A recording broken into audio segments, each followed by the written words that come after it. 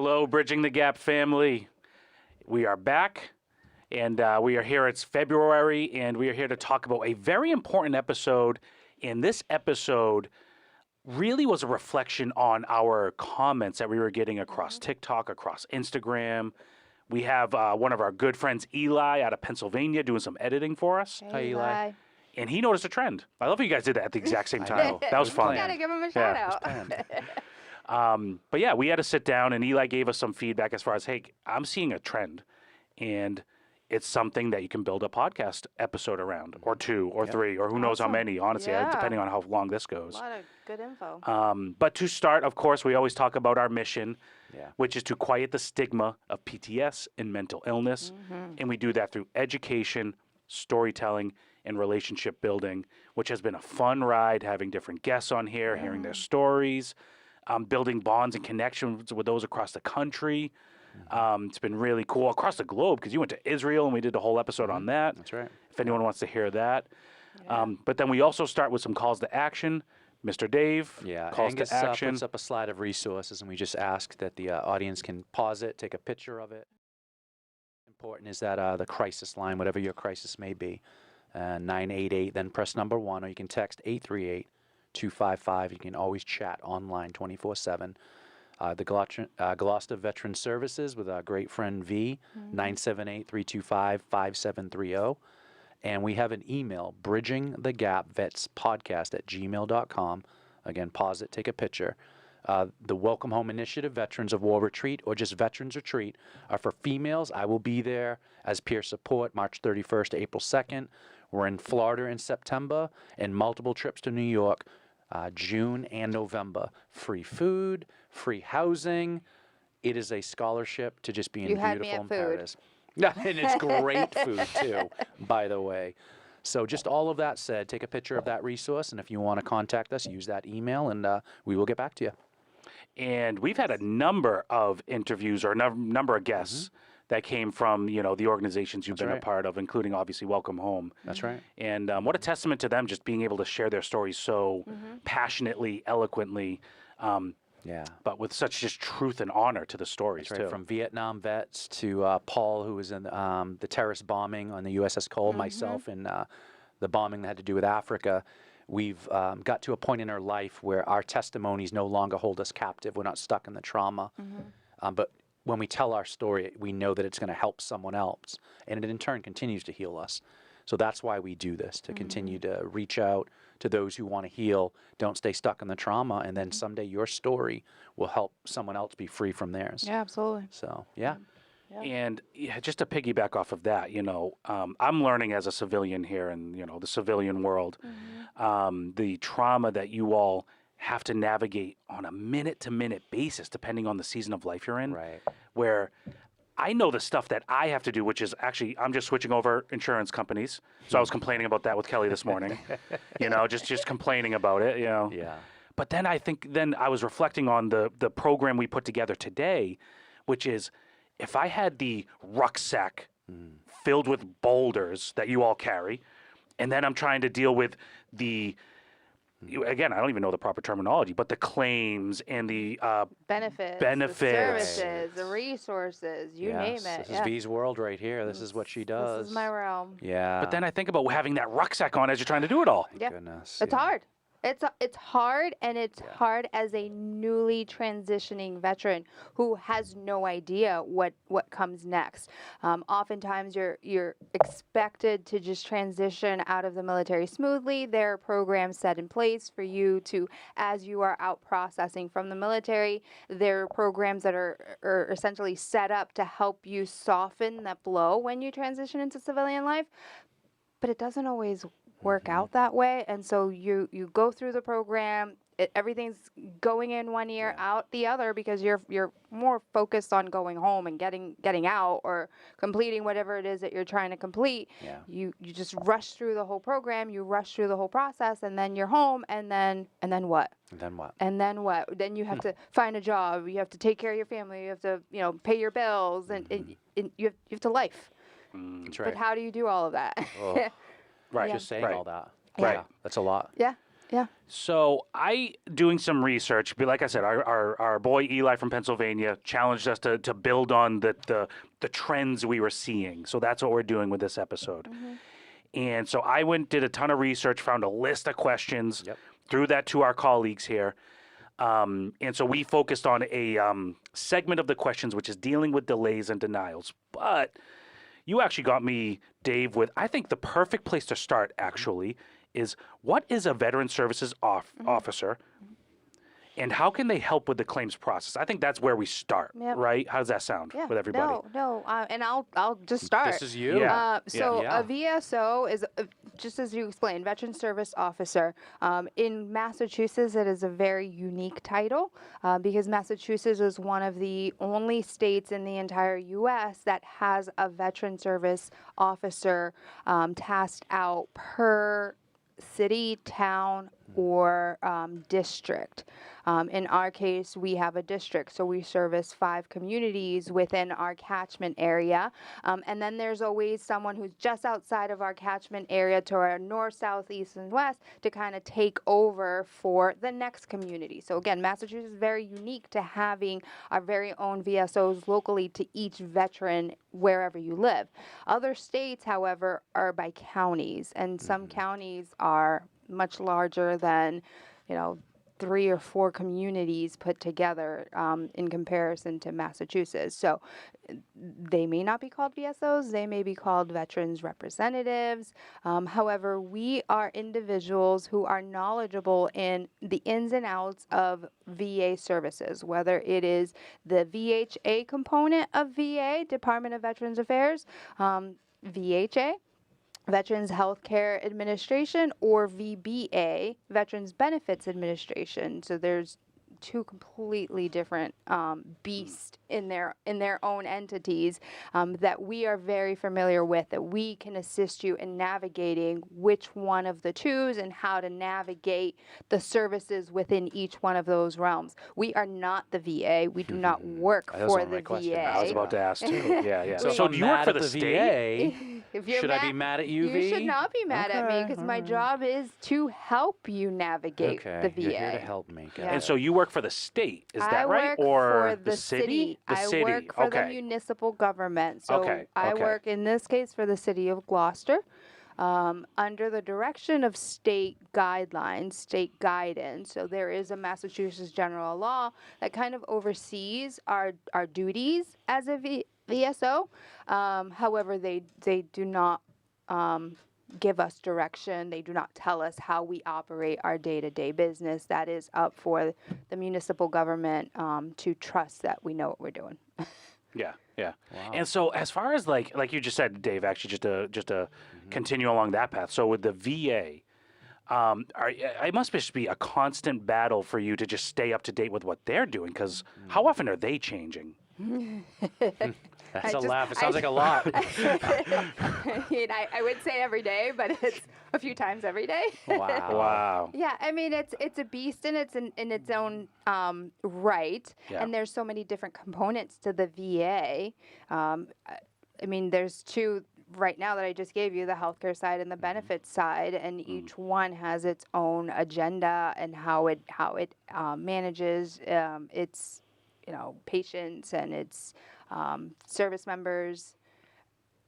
It's hard. Yeah, It's yeah, How hard. could yeah. I, as a of course. veteran, even keep up with that? Right? Right. If I'm in the military, active duty, and I know I'm getting out next week, I can't have that knowledge. Yep. How could a regular veteran have that knowledge? So, So you come see me. so you come see V. You come So see the you VSO. Come see me. So you come see me, and I give you a general overview. So say, for example, it's the first time into our office, and you want to know what your benefits are. We'll define benefits, right? The VA has a plethora of benefits and services that it offers. So I usually start with, well, what sort of benefits are you looking for? Are you looking for monetary benefit? Are you looking for compensation? Are you looking for healthcare services? What sort of benefits is it you are looking for? I hear this a lot with the older populations as well who are in need of home health aid services. Usually the question is, I want to know what my benefits are. Okay. Well, in your There's a lot of case, what do you need? Because many of these services are a need basis. especially with elder services, most of those are need basis. So if you're in need of those services, I redirect you. If if it's related to compensation or VA claims, I got you. We'll take care Okay, of so you. I'm Yeah. I'm an active duty guy getting out next week. Yep.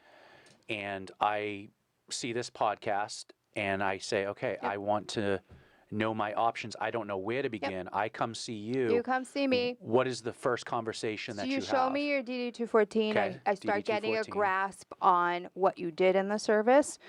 If you served overseas anywhere, I kind of get an idea of what your time in service looked like, and I just start questioning you. All right, were there any injuries that occurred while you were in service? Are you suffering from any conditions, any ailments? Do you have any diagnosis? Depending on the era that you served, have you ever looked into, presumptive conditions listed under your era? If you have no idea what I'm even talking about, You'd be able to define it. yeah, and we can go into that a little later, but there are a lot of conditions that are already considered presumptive, which is usually the biggest hurdle that veterans need to overcome. I know one of the questions that we'll be going into is, what will give you a more favorable outcome with your claim?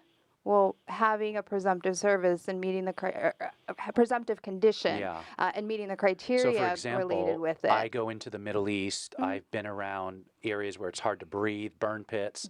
Been there. That because of that, they acknowledge presumptively that I possibly have breathing issues, Correct. asthma, anything having to do with that. Respiratory conditions. Yep. Okay. Yep. So if you have the condition, and we can place you in that qualifying location, you won't need the third component to filing a positive. It is presumed, right? It is presumed that the reason why you developed this condition is a result of your toxic exposure while you were stationed in this location. That is presumed. So when you file a VA claim, and again, we can get into more detail when we get an order here, but when you file a VA claim, there are three main components that you are going to need to have a more favorable outcome. One is an actual diagnosis. There needs to be a condition you are claiming, right? You can't say, I have burn pit exposure. Okay, I get it. You have Agent Orange exposure, you have burn pit exposure. What condition is it?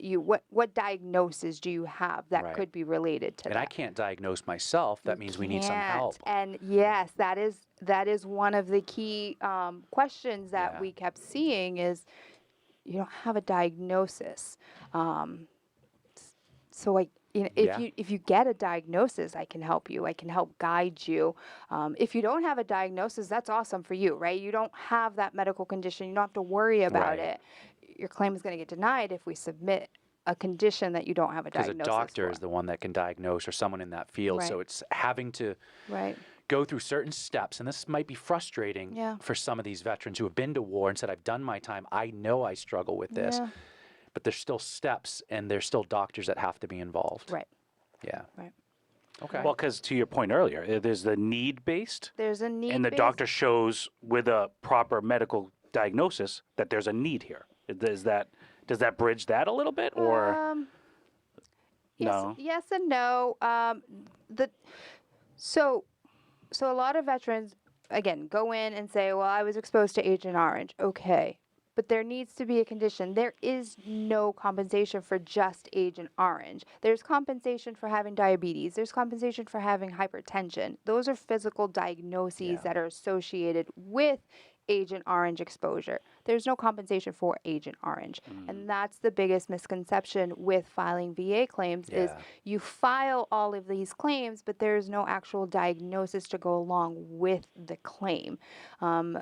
And oftentimes a lot of claims get denied because you either don't have the claim or there's no connection between the condition that you have and your time in service. And usually that's where a medical provider comes in. A medical provider can provide us with their medical opinion. They are experts in their field. They know more about what conditions tie into different types of causes. And they have more backing, they have more validity that they can provide the VA than me, just the VSO, who's typing up your claim and piecing it all together. They're more familiar, and they they can provide us with that third component to having a successful VA claim, which is a medical nexus letter. Right. They can provide us with that literature that we need to tie the two together. This is good because the example is our Uncle Bruce. He's no longer alive. He passed away from cancer. He was in Vietnam, Marine infantryman. He has the story of being on the ground. Put your ponchos over, you guys, because they're going to come over and spray some stuff. The planes went above. They sprayed what was Agent Orange. They come out of their ponchos, and he remembers looking down, and all the hair is singed off his body because of the spray. So he comes back. What Vietnam veterans had to go through, he isolated, didn't want to go to any system, no VA, struggling to even be part of the red, white, and blue based on how they treated him. Many years later, cancer comes about. They still didn't connect because it was so, they had to say, we caused this cancer, or Agent Orange caused this cancer, for them to be connected. He gets lymphoma. That diagnosis from a doctor was, my expert opinion is based on his time from his DD-214 in Vietnam, the exposure he's telling me, other friends of his that were going through the same exact thing. And so he got connected for that exposure to Agent Orange and lymphoma cancer. So he got 100% connected and passed away from it. But that's the example of That's someone an from example, Vietnam. yeah. Okay. Yeah. That's good. That's good for a lot of people to hear that they Yeah. not just exposed, but that this expert and this doctor was able to make that connection as well. So all of these presumptive conditions that are listed under Agent Orange, under asbestos exposure, under Camp Lejeune, all of those toxic, hazardous exposures that we've all endured, all of these have gone through the rigorous process Right. at the expense of, unfortunately, servicemen themselves, servicemen and women themselves, That's these right. continued denied claims, these continued individuals who continue to fight and battle the VA and submit their claim time after Yes. time, unfortunately ending in denial each time, but it kind of is an eye-opener for the VA to conduct the scientific evidence, to conduct the research that is needed to help tie all of these together to now have what the VA considers as presumptive conditions. Many of them are listed under the PACT Act, which Right. which covers a large spectrum of different generations and exposures. Wow. So if a veteran wanted to take the proper protocols, to formulate all of the things they need to help the VSO or Yes. whatever their local rep is, titled, what are the steps you'd recommend they take? The documentation they should bring, the meetings and the things to do ahead of time before they come to you so that their ducks are in a row. What Yeah. steps would you give So them? you come in, and the first appointment is usually the easy one, right? It's easy for me because I'm just overwhelming you with a ton of information. For you, not so much because I'm throwing so much information at you, but it kind of gives me a little bit more guidance into where to direct you. Of course, I look at what generation you served and what you did in the service to kind of help navigate which direction I'm going to send you to. But DD-214, always, Yeah. always, if you have your medical records with you, your service treatment records, if you have a copy of those, absolutely, you can bring those with you. Those are helpful. If this is not related to a toxic exposure, if this is related to an injury that occurred while you were in service, those medical records are essential because Right. if an injury occurred while in service, there needs to be some documented evidence that an injury actually occurred in service. And so 9 times out of 10, those records are very essential. If you do not have those records, there's many VSOs who are accredited through different agencies that grant them access to some of those records. And so the VSO is there to help you kind of build up the evidence that you're going to need to proceed. And then to proceed, it's pretty simple for me. Of course, I do this day in and day out, Right.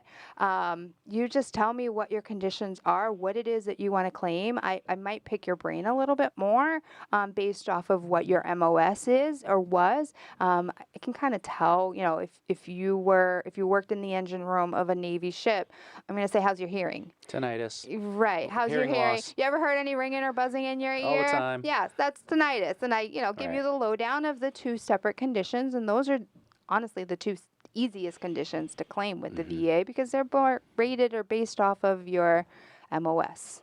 Right. Isn't it easy? Well, it sounds easy. If I have my DD-214 in my medical records, that sounds pretty easy. Sounds pretty easy. It's easy for the VSO. It's easy It's easy for me because I Okay. kind of know Can I where give you to a hard scenario? Sure. All right. Coming boy. off a fast rope. I go down. I get to the bottom of the rope. I roll my ankle. It's a sprained ankle. Go to my medic and I go, hey, look at this. Sprained ankle, man. You do this all the time. I'm like, yeah, I know. Motrin, elevate, Got it. ice it. Never go to medical. Yep. Never get the paperwork. Happens all the time. Okay, so what do we do with that? Unfortunately, that's a tougher battle to fight, Yeah. right? Sometimes if you have buddy statements that you can provide, if you still talk to a couple of your buddies that you were still assigned with or served along, see if you can, and this is guidance that I would Witnesses? give you. Okay, Witnesses, buddy statements. Buddy statements can be from peers that you served with. Okay. Or family members or outside medical providers. If you didn't go into the VA or you didn't use a local VA doctor because you were too embarrassed or Yep. ashamed to go to your sick call, but you went to urgent care, go find those records for me. Go track that down for me. like But that. Buddy buddy statements too, statements though. are That's- very that's helpful. good. You know, Okay. I make no promises. I can't promise that would give you Right, a grant. but it's something. But we're at least exhausting that approach. And we Maybe gotta- that medic could write me a statement, something like that. Okay. Yeah. This is good. Yeah. Buddy statements. I rely a lot on buddy statements, especially, and I'm gonna switch the topic a little bit, but especially when it comes relating to post-traumatic stress or MST, military sexual trauma. Right. Those oftentimes go unreported. And so we have to rely on buddy statements from either family members or peers that you served alongside to prove that this stressor, that this assault, personal assault occurred. Right. You're not going to see anything on the medical Right. records. I That's never went to sick call. Right. You know?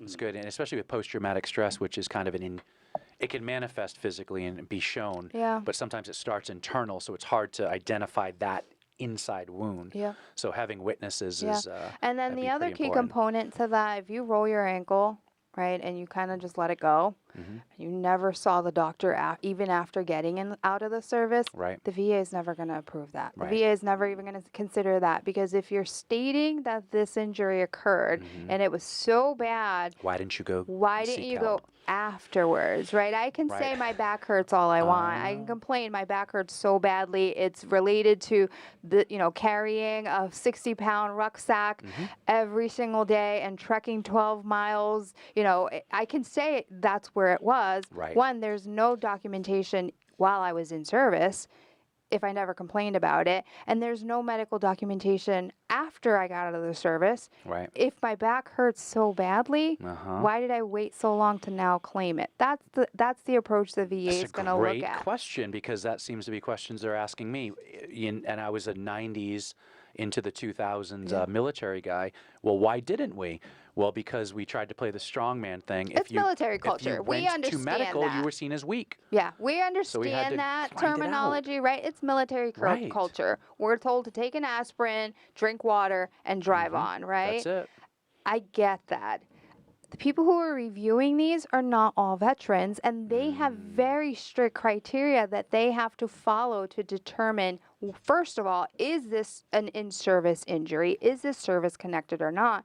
And then if it is, what is the severity? How does it impact your ability to work Yeah. and manage your day-to-day? And that's how they determine how much they're going to compensate you. Where in that schedule rating you will fall. All right, so I'm a veteran who's frustrated that I have to go through certain steps.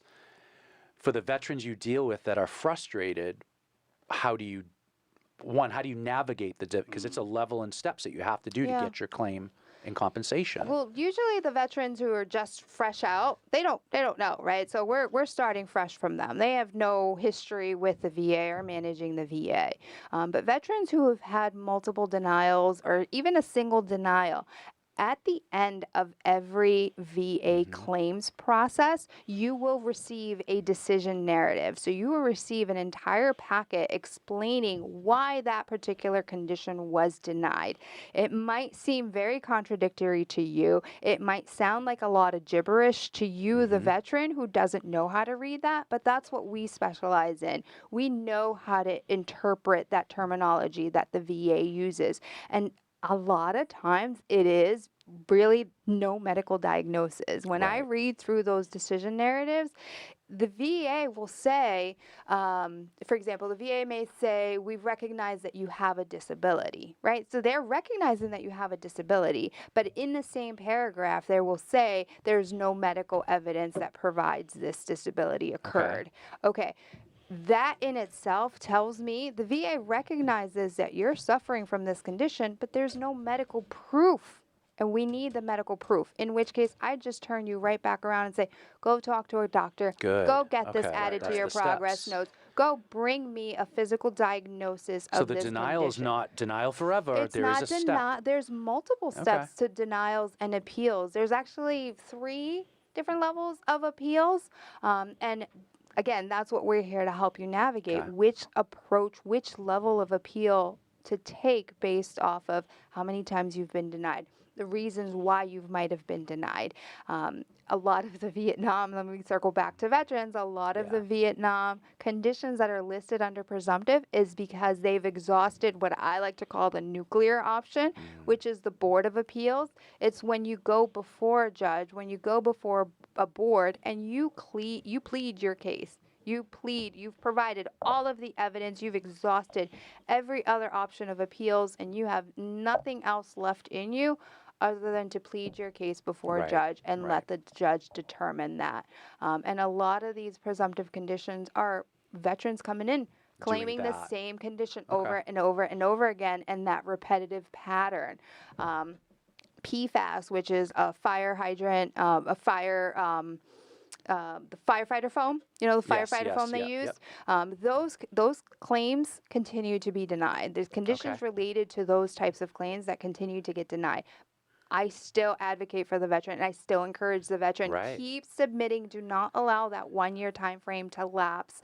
Keep submitting. It may still end in a denial. We have no additional evidence to submit, but let's keep submitting. Let's keep It's submitting. setting precedent because in the end they will see enough of these go through. And that they will invest money into the research needed great to know. make that condition now presumptive. Right.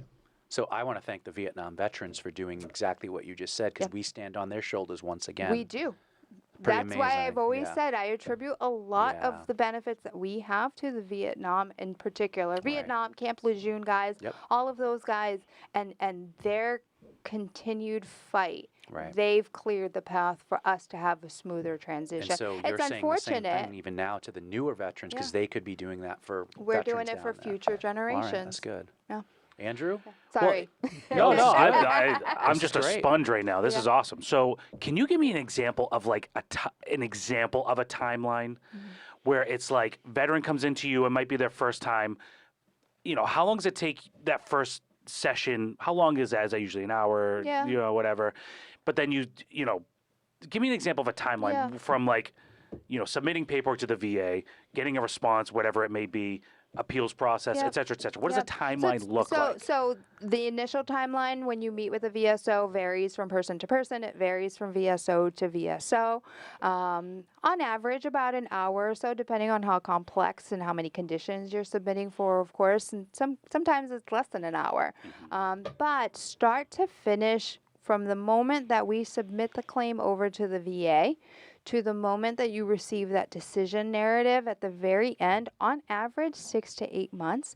The VA has really been putting a lot of work and a lot of effort into minimizing that timeline. And, it's not rare to have a decision determined within 3 months, but I never promise anything less than 6 months. On average, 6 to 8 months. Sometimes it does go up to a year. It just really depends on how complex the claim in its entirety is. If all of the supportive evidence is submitted all at once or submitted separately, when veterans try to do claims on their own, they don't know that all of this can be submitted all at once, right? You're following along with the app, and the app is telling you, I'm going to throw a bunch of numbers out, but the app is telling you, all right, you need to file a 526EZ. All right, I'm going to complete the 526EZ. I don't know how to complete it, but I'm filling it out. Send. and then the VA will send you a notice back and say, all right, well now we need a 4138. And then, okay, what is a 4138? So now you have to read through all of this. All right, now I know how to fill this out. All right, let me fill this out to whatever I feel like I think I'm doing right. So that's usually what makes that timeline a lot longer when a veteran tries to do it on their own. They don't know that they need to submit the supportive evidence with it. They don't know that they need a diagnosis. Right. Again, I'm claiming a back condition. I don't have any medical history on a back condition. I'm going to go through this whole process for an entire year only Right. to end in a denial. Go see someone who specializes in this. Go see an accredited veterans agent that can assist you in properly filing a VA claim. And while I'm at it, make sure that the veterans agent that you are seeing is actually an accredited agent, someone who specializes in VA claims. There are a lot of claim sharks out there who try to charge you for these services. Oh, wow. This is a free fee that is a free service that we provide, or that should be provided to veterans. At no point should a veteran be using a lawyer or paying a lawyer. There are very rare circumstances where I may advise them to connect with a lawyer. That's really more because they know the terminology. They've exhausted the other options, Right. and we've got nothing else. You need somebody to stand before this judge with you and fight for you. But no, don't pay. Be weary That's of the those outlier. claim sharks. Having an attorney is the outlier. That's not the common. But I can only imagine the frustration It's very frustrating. for like some veterans that they're working hard, they're trying, and again, right, they're carrying a rucksack filled with just past traumas and just trying to navigate civilian life as a whole, let alone getting benefits that they know they're entitled to, Right. or that are there, but it feels like roadblock after roadblock. And it's administrative when they possibly in the military could have been a mechanic, could have carried a gun for a living. This paperwork stuff can be terrifying for a lot of the veterans getting out. They don't know how to do all this and all the forms that V just said.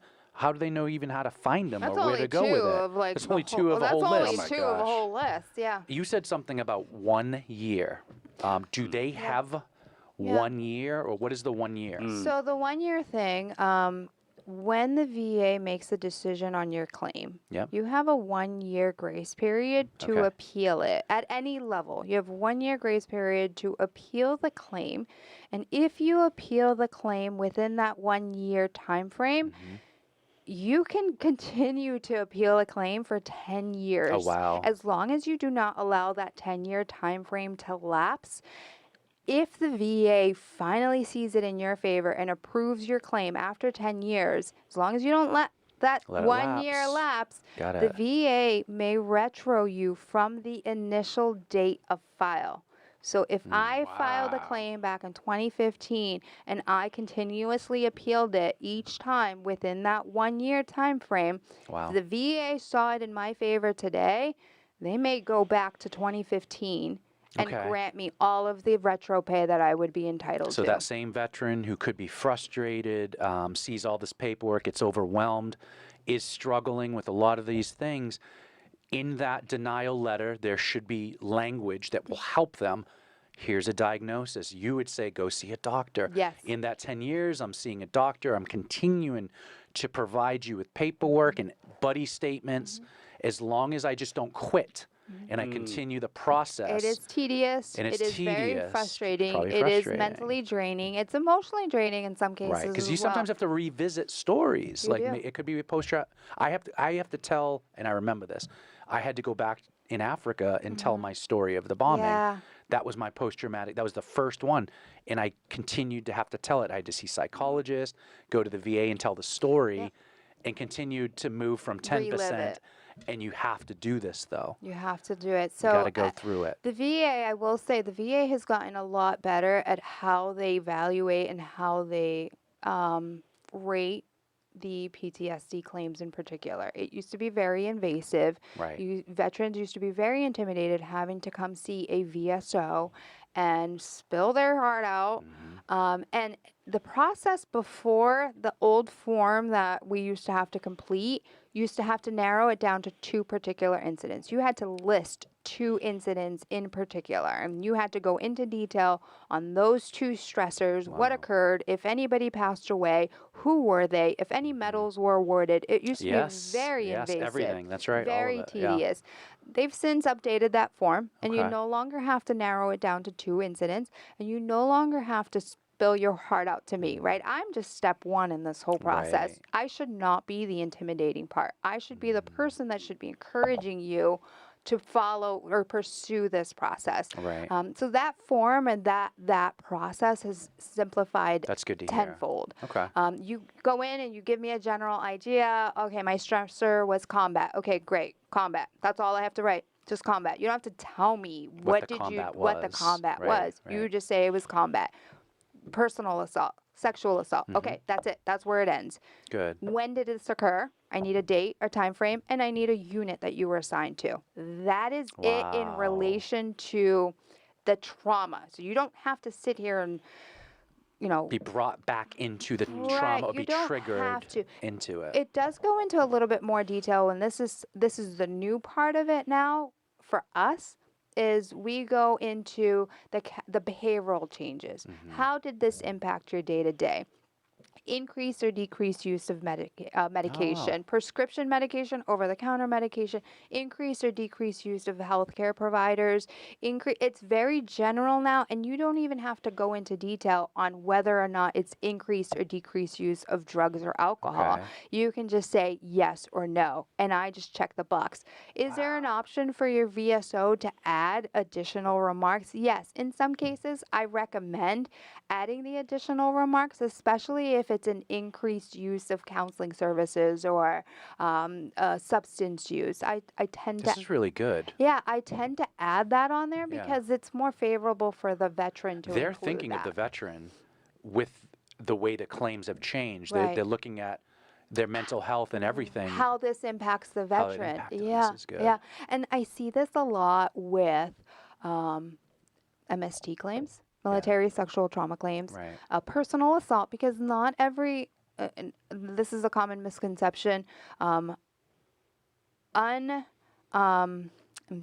blanking on the terminology, but unwarranted advances, that is military sexual trauma. So even if there was no physical contact, if Right. it was unwarranted, if it was harassment, that is still considered MST. Okay. And even if that MST is not documented, again, this is where the buddy statements will really come into play from either your friends, your parents. I mean, I'm sure you confided in your parents Right. or a really close friend on this. Any journals that you kept, if you ever wrote it down and just kept an old journal of Right. it, all of that is supportive evidence. And you wouldn't know that you can submit that as supportive evidence unless you are working with someone who Right. knows. Right. Wow, this is great. Yeah. It's good knowledge that I didn't even know it's changed to, It's to what it is. changed a That's lot, great. and now I remember I didn't complete that. But when you go through the whole process in its entirety, the whole claims process, you typically still have to go through an evaluator. You still Right. have to open up to an evaluator. However, I have had some instances and some circumstances where the individual is deathly afraid of reliving the situation. That's okay. There is an alternative option. There is a fully developed claim that we can assist you with Yeah. in filing. I may send you home with some homework to complete. You get a provider or someone that you have been working with to complete this packet for me, and then I can assist you with filing the claim in that route. That way you don't have to sit and talk to a stranger and Right. relive your trauma with a stranger. We can assist you in navigating the claims process in that way. But you still have to, at some point, You know, it was what was share some of important this information. as I was going into the VA to have to go through the process. Someone had told me they're not your enemy. The people that are there taking notes and writing the reports, they're there for a job to help you navigate the system. So this part of me didn't want to tell them the truth. I had this It's armor, imperative. and it's imperative that as a veteran, I don't want to say when you're at your worst, but when you're struggling, this affects you in a certain way, whether it be MST or PTSD. When it hits you the worst and you're at your worst, This is when you're meant to tell them about that. Don't go in there and you see them as an enemy and just, I can do this, I'm Absolutely gonna be right. tough. Tell them the truth about when you're at your worst. Tell them about that and how this has affected your life. You're absolutely right. Yeah. You're absolutely right. And that's advice that I give everyone that I meet with is I know this is going to be hard, right? These are individuals who look like doctors, they speak like doctors, they are doctors in their own field. However, their job in this particular moment is to complete this packet Yeah. that they've been provided by the VA. So when you're pouring your heart out to them, they might be a little bland. They may not speak to you. They may not give you Right. their opinion. They may not share their advice. It's going to be very intimidating, but I need you to tell them how you are at your worst. That's great If advice, you're yeah. having a great day, I'm very happy for you. I'm glad that you're having a great day. I know that sounds awful, but if you're having a good day, that's good. But I want them to document your worst days. Yes. Let them know how this impacts your sleep. Let them know how this impacts your personal relationships. Let them know how this impacts your day-to-day, your work life, your social life. You name it, let them know that. It's going to be hard. And I need you to have your support system on standby for the second you walk out that door. Good Because advice, you're going to V. want to talk to somebody afterwards, Yeah. and you're going to want to vent to somebody who knows and understands it. Right. But this is part of the process, and I get it. It's going to be invasive. It's going to be very intimidating. But if you want me to help you and you want me to get you a favorable or try to assist you in getting a favorable outcome, you have to go through this process. And I always, especially with MST and PTSD claims in particular, I always try to take an easier route. If you're unready, if you're not unprepared or Right. unstable enough to go through this process, I start with a smaller claim. I say, Vietnam in particular, I say, all right, let's just stick to hearing loss and tinnitus. Let's get a feel for what the Right. process is going to be like. You get to get an understanding of what to expect, okay? And then when you're ready, That's right. come back and Because it's see still me. open. You still have that time frame Yep. to And do in the everything. interim, I'll also give them some of those numbers that we list Yeah. on that slide. You know, talk to these people, talk to the vet center, talk to someone at the VA, work with someone at peer support. You know, start building your claim, start building your case, start providing some of that supportive evidence that we're going to Right. need when you're ready to file. But I don't want you to do this if you're not ready. This is great. Good Yeah. information. Oh no, it's incredible information, and but kind of you're setting the stage there a little bit as far as like the mental preparedness Yes. that you need to take on. I remember I went through it years ago when it was very invasive, when I had to narrow my combat exposure to two particular situations. And then I had to go speak to a complete stranger in some basement office in some place in Boston that I have no idea if my car is getting towed from wherever it was parked from. It was very scary and intimidating. That's not the case anymore. It's been simplified a lot more. It's still a little invasive. You still have to pour your heart out Right. to a complete stranger, but at least we're preparing you to go in with this mental state. We're preparing you to go in with this homework and expectation of what to expect, what not to expect, and that support system that you're going to need following it. I know this is such a cliche, but it is truly a marathon, huh? Like when you come in from the first, the first meeting with you to having a response, even 6 months. Yeah. So I think there's just this preparedness of, okay, just be ready that you have a teammate, though. I think that's important, is to know that the VSO is a teammate. And sometimes teammates have to relay important information. Yeah. Sometimes is we tough. have to, right. Sometimes we have to share the reality of it, right? Don't come in there and say, I want 100%.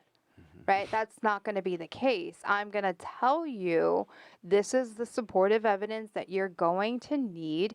I make no promises. No one should ever, and this is where you have to again be wary of these claim sharks, because they make false expectations. They make false promises. They give you false expectations. Okay, I can give you 100%. Yeah, no one can give you 100%. Let's start there, right? No one can give you 100% except for that VA rater who is reviewing all of the physical evidence that they've been provided with. That is the only person that Right. can decide whether or not you are entitled to 100% or not. Hmm.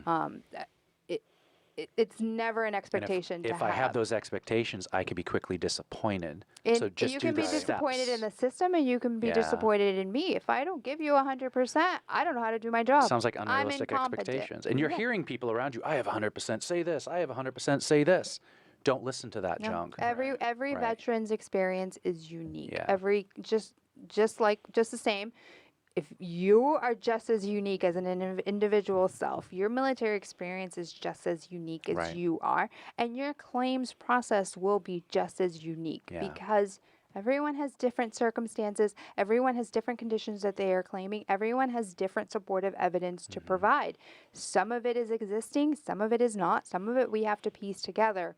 And that's why we take every situation, every individual that comes in As unique. as unique It's- as they are. It yeah. is, each one. Yeah. None of them are the same. I give They you could a look it, but- general overview. That's why I Right. give you a general overview when you first Wow. come in and sit with me. But then I kind of just have a natural conversation with you and kind of get a grasp on, okay, how am I going to help you, the person who's sitting right across from me? Right. Not you, the veteran who served in this place. It's you, the individual veteran, based off of your Right, and it seems experiences. like a majority of what we've talked about has been the disability compensation.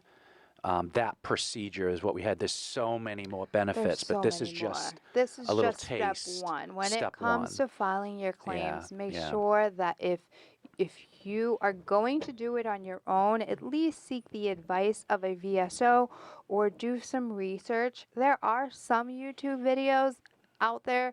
Some of them, again, give you very false expectations. They say, here's how you're going to get your 100%.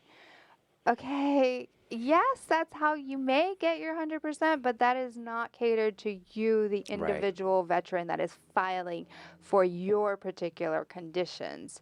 That is the general overview Yeah. of, in particular, the only people that can get that guaranteed 100% is if you have an active cancer that is already considered one of the presumptive conditions. If you have bladder cancer that you are undergoing treatment for, chemotherapy, whatever the case may be, you will be granted 100%. Right. But what they don't tell you is that 100% is temporary, and you will have to conduct an additional evaluation 6 months from that rating.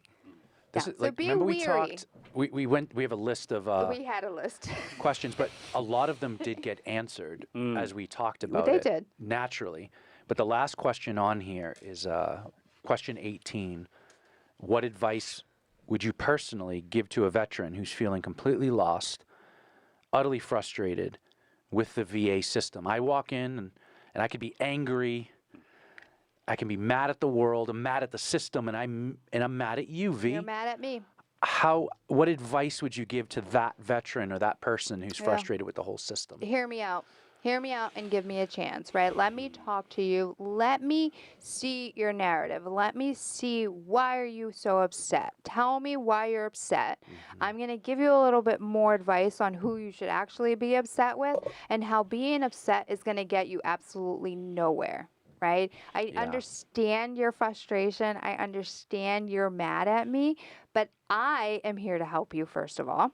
Right? That's my job, is Right. to help you navigate what's going to come next. And that packet, that denial packet that you're so frustrated over, that you ripped up or threw in the fireplace, I need that packet to help me determine what your next step needs to be. If I need to submit a supplemental or higher Sounds like level she's been review. through this before. Maybe. When Maybe. we as veterans struggle with post-traumatic stress or have been in the military a long time, it's interesting. We've been trained to have an enemy.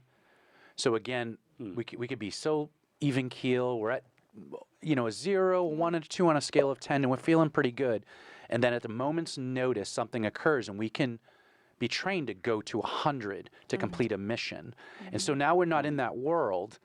And it's interesting how a system or a VSO or something can represent where we go and we see red and we lose ourselves and get so frustrated and angry that what you said was just take a deep breath and hear me out. Slow down. You're not Yeah. there anymore. Yeah. we're going to do this together. We're a team. I'm not your enemy. Right. You don't need to cut the paper up or cut me up. And Yeah. I'm hoping that these men and women can hear you out Yeah. and take a slow, deep breath because they're not there anymore. Yeah. Whatever's bringing you back into that mindset and that state, we're a team and we can do this, and we're Right. going to get you to where you need to be. Just slow down, slow the expectations. Slow the expectations Yeah. and lower them a little bit. Don't come in here thinking that you're gonna get 100% or Right. that you deserve 100%. I get it, right? I get it. I'm a vet. I've gone through it. Do I want 100%? Absolutely. Who doesn't want 100%, Right. right? But I can't make that promise to you, and you Right. shouldn't put your VSO or someone in that predicament Yeah. to promise you 100% because again, no one can offer you that except for that rater That's that you right. will never ever meet. We will never I ever like meet. that. And it's not saying that what you did in Iraq or Afghanistan or Vietnam or wherever your base was or whatever, it's not saying that wasn't important. Right. It's not what that is. It's not an Right. attack. It's not an Yeah. attack on them. That's Yeah. right, at all. Right. And a 0% rating, as awful as that sounds, that is still a positive thing, right? You see that a lot with hypertension or hearing loss. You receive a lot of 0% disabilities. Yeah. I get it. There's no monetary value associated with it. There's still a lot more benefits that that whose doors are now opened because of You are that connected. 0%. Right. You can now receive healthcare services for that 0%. You can now receive hearing aids, hearing Wow. exams. You can receive treatment for that condition even if it is at 0% because it is not a flat out denial. That's right. And that 0% that starts off has a window of this many years if you continue the process and just hear You me can out. always go back put in for a service increase. Yeah. I have if I get a 0% right now for a hearing loss, right? Say I have a 0% right now for hearing loss, Yeah. and my hearing worsens, and now I have a new audiology exam from the last time I got rated, maybe 10 years ago at 0%. I now have a new audiology exam, and this new audiologist says I need hearing aids, and I get hearing aids through the VA because now they're covering all of that. I can always go back with that supportive evidence and say to the VA, hey, my hearing loss has now worsened and progressed, and it Right. now requires the use of a hearing device. Can you revisit this claim and see that I may warrant a service increase? The VA does their evaluations. They do their own investigation. You've provided them with all the supportive evidence that VSO helped you build upon. And the VA may increase your 0% to maybe 20%. I like this. Veterans, don't quit. Yeah. Don't quit on this and hear me out is what V 0% is saying. is not a bad thing. It's Yeah. just, it's not compensatable right now. Doesn't It's mean not doesn't so mean not bad forever right though. now. Just right now. Right. Okay. Under their scale rating, right? Right. It's, VA has their own schedule rating on how they determine where in that spectrum you fall. Just doesn't mean it's substantial enough right now. Wow. Andrew, as a civilian, is this can you take it in? Is it a lot though for like family members to hear? yes. Definitely a lot. And actually, this is a perfect question because I was going to ask, do you have any examples of how family members, friends, or community members have helped support veterans with this process? Yeah. So we're really fortunate that Gloucester is so tight knit and everyone knows everyone. I see a lot of family members before I see the veteran, actually, or I see fellow veterans who come in and say, hey, can you talk to such and such? Can I talk to such and such? Yes, I can. But they also have to be willing and accepting of me to speak with them. And 9 times out of 10, the spouse or a daughter or a peer will come in and say, this is what this person is going through. Can you talk to them? Right. Or, hey, you got me 10% for tinnitus. Can you hook this person up? Yeah, sure. We can talk about it. Or this person's really struggling with PTSD and I don't know what to do. Right.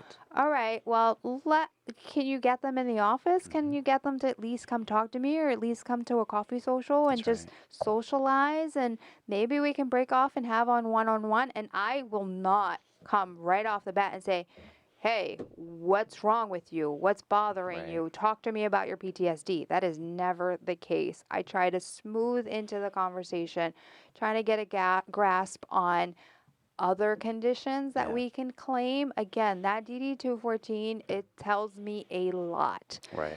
And that's going to help me initiate a smooth conversation before we get into the tougher Because subjects. you can't chase everybody down. Even when a family member or someone comes, and me as peer support, I get phone calls. Can you talk to someone? These veterans, they still have a choice. They have to kind of action step, come in and speak to me, somebody. And throughout the entire process, Yeah. you still have a choice, right? If you come in and I'm a smooth talker, right? And I can smooth you over. I like to think that, You but can. I don't know. Yeah. But you know, if you feel comfortable that initial day and you say, yeah, let's go ahead. I'd like to do this. Let's talk about this. And then a week later, let's say I've already submitted your claim. You don't want to go through this process anymore. That's okay too. You can choose I that. can withdraw your claim. I may talk you out of it. I may give you guidance, but you still have that option to withdraw your claim. Right. Wow. That's good. This has been a good one. Yeah, this is a fun one. Even as a civilian, like just kind of taking it all in, Yeah. it's very informative as far as a what you have to civilian, go I mean, through. I know I've already mentioned this, but I have plenty of civilians who come in and just try to see what the overview is and what the process is like. Sometimes they come initially by themselves, and I give them the general overview and what I need. And of course, we're going to need the veteran. We need the veteran's permission. I can't do Right. anything without the veteran's permission or signature, honestly. Yep. You can't help without your signature. But then I have a second visit and say, okay, well, if the veteran wants to come in and they don't feel comfortable just having a one-on-one, if they're open with you being here, if they feel more comfortable with you being in the same room, I can give you the same exact explanation I just gave you. I can give them that general overview. Yeah. And a lot of times they're okay with that, and they come back in and they do a very simple claim. And sometimes when we're sitting with a friend or a relative, the relative says, well, they have PTSD. They flat out say it. They have no There's shame. a diagnosis. They're A family member can give a diagnosis. They flat out say I have The VA PTSD. might not take that, though. Well, the veteran might say, I don't want to talk about it. Yeah. Okay, I get it.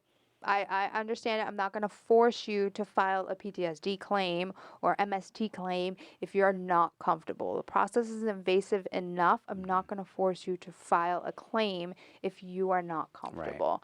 And sometimes I am able to connect with the veteran so much that they circle back a day or two later and say, you know what, I thought about it a little bit more. Can we have another one-on-one just to discuss the PTSD? Right. I would say, in kind of closing with this one, that based on this and what we've talked about with claims and disabilities, that anyone who has questions about everything we've talked about and what V has put forward, Call your that- local VSO. yeah, get in touch with the VSO. You've got the email. There's so much we can do with all of this information, and we may have questions on this podcast that we can answer directly that opened up a box for someone or family members or the veterans themselves. So as this goes out into TikTok or tic-tac-toe or Hangman or however the social media platforms are, You're showing your age. that on purpose sometimes, that yeah, let's get deeper into questions, because I seriously, we can cross off most of the stuff on this list. I'm excited to see the questions that get crossed off because I was It's a looking lot. through and I I'm know, not even we sure. said we were going to stick I got to it. this and not get into mental health, but we got into mental health. Yeah, yeah. I maybe can highlight 3 questions that we didn't hit, but most of it's been checked off naturally. Yeah. And so I want to kind of let the audience Open this know, up to the audience. what do you have for detailed questions off of this, and we can continue to podcast based off of your needs and your desires as an audience. So this I mean, has been if great. I had 2 takeaways, even just as my, like I was saying, being a sponge, that 1 year timeline, stay tight to that, right? That's what I heard. Like, at least submit an appeal or keep that Right. 1 year thing rolling, Keep right? the 1 year thing rolling, and there's actually another component to the 1 year thing is if you are considering filing a claim, you can file an intent to file. That locks you in to a year, right? This is just just an initial date That's right. I mean, of open it filing. up right now. Intent. Open. Right, you're opening the intent. This is letting the VA know that you have to you want to file a claim. You just need additional time. Right. Additional time to build the case, to provide the supportive evidence, or to build up the courage to do it. Right. But you need more time. So long as you file the rest of it, so long as you submit the paperwork that goes along with it within that 1 year time span, everything would be retro to that initial date. So even if it takes them a year, an additional year to decide, now you're getting 2 years worth of retro pay. And so it's like us in the military. It's like VA's immediate. gonna hate me for all these immediate secrets. mission is that we have a mission, we plan it. The next day we do the mission. It's immediate, everything. This is so upside down what we're used to because you have an intent, and I open it today. Do all this work, a CV, and on 300 days, 364. Don't see me on 364. No. I will scold you But for it's just waiting saying till the the veteran umpteenth hour. can do that. And even if he gets 0%, but he is, what do you call it, 0%, but connected, he can still go through this whole process. You can access additional benefits. And he and service. appeals Yep. it, get to the end, we see a judge, everything, Yeah. 10 years later. Retro to that day one with that intent. With the intent. Just saying, worst case With the scenario, intent. just not even worst case, but that's the That's the a intent. scenario, It's yeah. retro. A scenario. So It just has don't give up. happened. Sure. It has That's happened. amazing. It has happened. I've seen tens and thousands and one recent case. So so the accredited agent that I work under, we have a monthly success story, and we share. Wow. We don't share any details related to the claim, but we share what our personal successes were. Right. And in one of the accredited agents that we work alongside had $100 and something thousand worth of retro That's amazing. granted to their veteran because they finally got the approval. I've had some nice approvals like that with retro, but never $100 and something thousand. He goes into his bank account that morning to pay a bill, and he's like, "This has got to Could be you a The mistake." imagine? funny Yeah. part is that when you file a claim, when it's granted, you always see the money before you see the paperwork. So that's always how it Really? happens. You go into your bank account and you see all this extra chunk change in your bank account. You're like, we're the first call. We're always the first call. There's money in my account and I don't know what to And do you're with smiling, it. And I'm right. like, yeah, buddy. Don't take it out and put it in your mattress thinking they're going to come back for it and take it because it's a mistake. You really did this. You got it. Yeah, the VA does make mistakes too, so don't. Oh, we're not going to go let's there. not That make would open false up a whole promises. nother hour or two. Yeah. So it seems like long episode short. You're a teammate. Yeah. Your VSO, your Yes. local Yes. VSO is a teammate. You have to Yeah. help your teammate, and your teammate will right. help you. Yep. Yep. I think that sums Hear up. your teammate out. Right. Don't quit. Hear her out. Right. She's going to guide you in the best way. She has a lot of experience and not here to hurt you. Let her do her job, and she's going to, with zero expectations in place, hear her out, and you're a team. You're going to do this together. Awesome. Yeah. What an episode. This was fun. Well, this I like was this. fun. We should Good. do this again sometime. We should do this again sometime. Maybe next month. Yeah, I think next month. All right. What do you think? Yeah, we'll keep Good? it up. I like it. All right. Thank you all. Thank you all for joining us. See you Thank next See month. you.